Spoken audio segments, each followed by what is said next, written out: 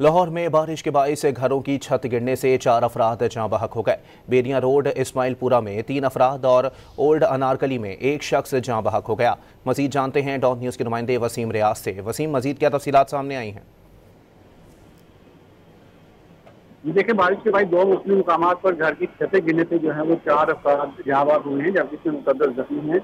जो पहला वाक़या है वो ओल्ड अनारकली के इलाका में पेश आया, जिसमें छत गिरने से एक शख्स जो है वो जाँ बहक हो गया, जिसके बाद रेस्क्यू टीम ने मौका पर पहुंची उसकी बॉडी जो है वो मलबे से निकाल कर पुलिस के हवाले की। इसी तरह जो दूसरा वाक़या है वो माना वाला बेरिया रोड इस्माइल पूरा है, जहाँ घर की छत जो है वो बारिश के बाद जो है वो जमीन पर हुई, मलबे तले 7 अफराद जो है वो दब गए। रेस्क्यू की टीमें फौरी तौर पर मौका पर पहुंची और ऑपरेशन शुरू किया, जिसके बाद 4 अफराद की जो है वो जिंदा निकाल दिया गया, जबकि 3 अफराद जो है वो जान की बाजी हार चुके थे।